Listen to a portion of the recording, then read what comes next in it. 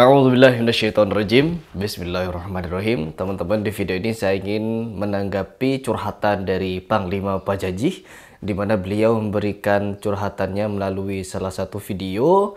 Katanya beliau diteror, ya teman-teman. Beliau diteror oleh beberapa orang yang tadi kenal. Beliau diteror setelah dia memberikan tantangan kepada Panglima Jilah. Di sini beliau memberikan tantangan bukan semata-mata beliau ingin membuat kerusuhan atau ingin perang dan lain sebagainya. No. Tetapi di sini beliau memberikan tantangan tersebut melawan statementnya Panglima Jilah karena beliau khawatir dengan ekosistem hutan yang ada di Kalimantan sana. Ketika dibangun suatu perkotaan, itu akan berakibat yang negatif terhadap lingkungan alam yang ada di sana. Dan ini tentunya tidak akan baik bagi kelestarian paru-paru dunia, tutur dari Panglima Pajajih, teman-teman.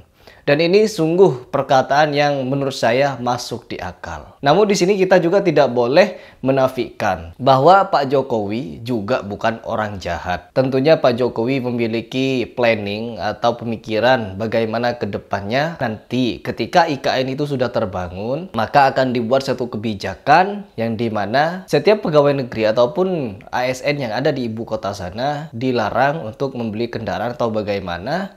Intinya wajib menggunakan kendaraan umum, begitu. Dan itu pun kendaraan umumnya bersifat listrik. Agar apa? Agar tidak ada polusi udara. Mobil di sana nanti harus mobil listrik. 80% transportasinya adalah transportasi umum, autonomous vehicle, tanpa awak dan tanpa sopir. Jadi yang kita hargai di sana adalah pejalan kaki. Yang kita hargai di sana adalah orang yang senang naik sepeda. 10 minutes city. Jarak tempuh kemana-mana itu ada dalam 10 menit. Sekali lagi, inilah showcase transformasi Indonesia. Showcase perubahan peradaban Indonesia.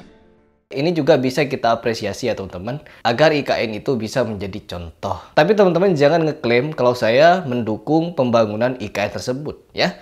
Jangan dulu, karena di sini pasti ada dampak positif dan negatifnya. Baik teman-teman, sebelum kita berlanjut kepada pembahasan, kita coba untuk mendengarkan curahan dari Panglima Pajajih dulu, bagaimana keadaan dia ketika diteror atau bagaimana itu. Ini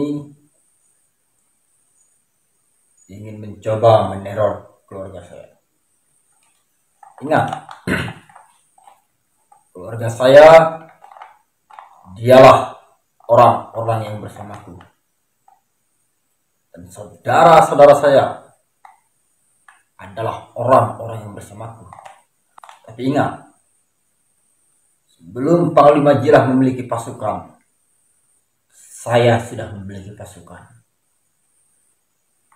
Sebelum Tari Borneo Bangkulir Rajak itu dibangunkan, saya sudah memiliki pasukan. Kami tidak pernah tampil dan berkuar-kuar. Pasukan saya adalah pasukan Antak Padangi Borneo, di mana isinya itu adalah urak-urak kebenaran. Ya memang, dulu saya memperjuangkan Panglima Jilah mati-matian. Tidak kenal siang malam memperjuangkan pasukan merah. Dan saya adalah salah satu global senior Tari Borneo Bangkulir Rajak yang bergerak di bidang spiritual wadah. Saya dilempar dan ditendang dan dihakimi dengan bertepuk tangan sebelah. Ya, bertepuk tangan sebelah. Anda tahu sebabnya saya keluar dari TBBR. Anda tahu sebabnya saya istirahat dari TBBR. Saya komitmen dengan sumpah janji saya kepada leluhur di Patih Patinggi, di Keramat Patih Patinggi. Sebelum saya memindahkan kaki saya di makam keramat Patih Patinggi, saya mengucapkan sumpah dan janji saya. Genap 3 tahun saya harus istirahat, harus menepati janji saya pada leluhur. Bukan berarti saya istirahat. Saya tidak memperdulikan orang-orang TBBR. Bukan berarti saya istirahat. Saya menjadi pengkhianat di TBBR. Tidak.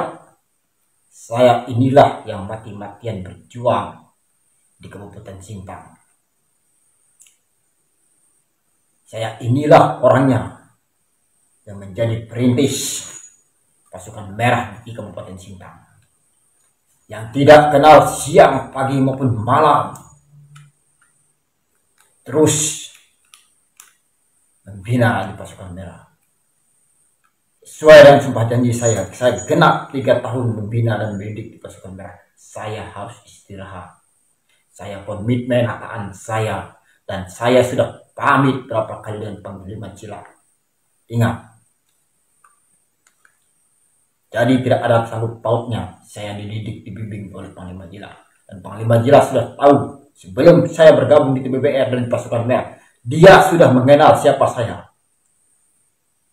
Termasuk senior-senior orang-orang TBBR yang lama.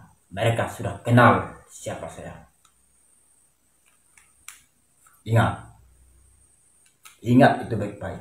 Dan jangan sangkut pautkan saya dengan pasukan merah. Karena tugas saya sudah selesai di pasukan merah. Sudah selesai.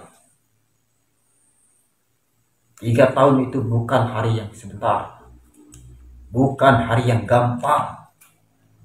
Bukan hal yang mudah. Menyatukan orang Dayak yang ada. Memperjuangkan hak-hak Dayak yang ada. Tapi kami selalu diam. Kami tidak mau berbicara. Kami tidak mau bersuara. Selagi kebenaran keadilan itu ada di depan mata kami. Tapi jika kebenaran keadilan tidak sesuai dengan visi misi awal apa yang kami inginkan, masyarakat Dayak yang ada di tanah Kalimantan ini, tanah Borneo ini, maka kami akan bertindak mencari keadilan, mencari kebenaran. Ingat itu baik-baik. Jangan katakan saya bagian dari TBBR lagi. Sebab saya sudah punya pasukan dari dulu. Sebab saya sudah memiliki pasukan-pasukan yang ada di tanah Kalimantan ini.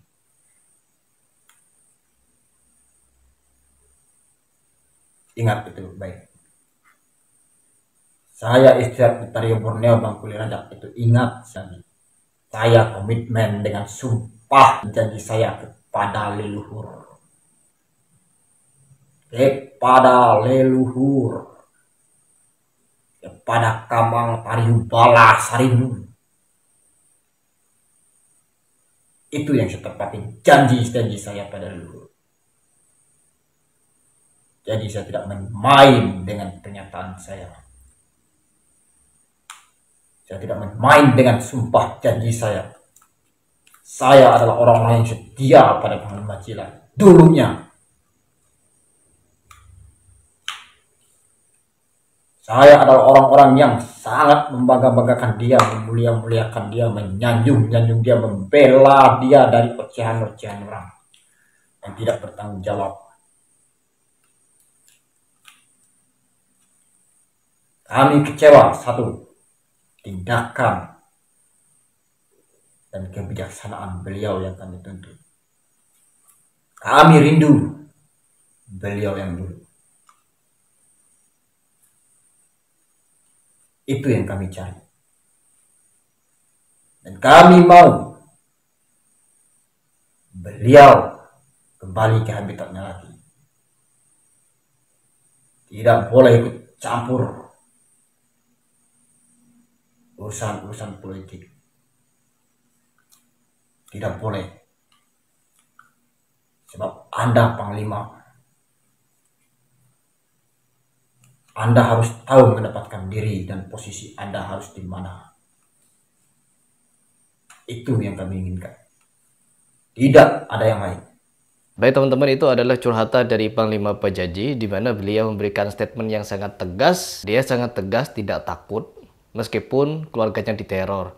Namun beliau juga memperingatkan kepada kita semua tentang hal ini. Oke, melanjutkan opini saya yang tadi bahwa IKN ini tidak sepenuhnya positif ataupun negatif teman-teman. Karena melihat atau mendengar dari pernyataan Pak Jokowi sendiri, dia ingin membangun suatu kota yang bebas polusi. Ya, bebas polusi. Namun tentunya kita apresiasi ini, ya, apresiasi. Cuman di sini juga ketika membangun ibu kota baru, ada dampaknya juga kepada paru-paru dunia itu, teman-teman. Yaitu paru-paru dunia yang ada di Kalimantan, di mana hutan-hutan di situ ditebang dan dijadikan bangunan-bangunan. Saya di sini sebagai warga negara Indonesia juga tidak punya wewenang, teman-teman, untuk ikut campur terhadap pembangunan IKN ini. Karena budget sudah keluar sebenarnya. Ya, kita lihat pembangunan IKN ini sudah mulai berjalan dan sudah mulai diproses. Tentunya anggarannya juga sudah keluar ya. Dan tentu anggarannya juga tidak sedikit untuk memulai pembangunan tersebut, teman-teman. Lalu bagaimana kita menyikapinya? Ya, karena kalau pembangunan ini dibatalkan, maka sayanglah juga kepada anggaran yang sudah terlanjur keluar. Namun apabila dilanjutkan, kita juga menimbang setiap pernyataan yang dinyatakan oleh Panglima Pajaji.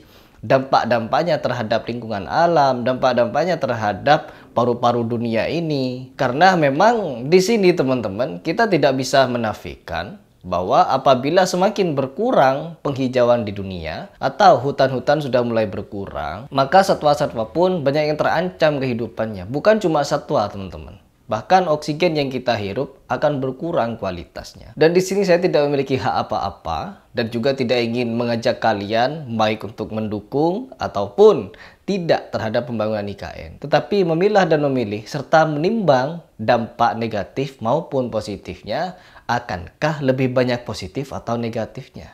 Begitu. Kalau menurut kacamata teman-teman, bagaimana? Silahkan berdiskusi di bawah, tetapi ingat argumen kalian, pendapat kalian itu sangat berpengaruh kepada orang-orang atau netizen yang membaca komentar kalian.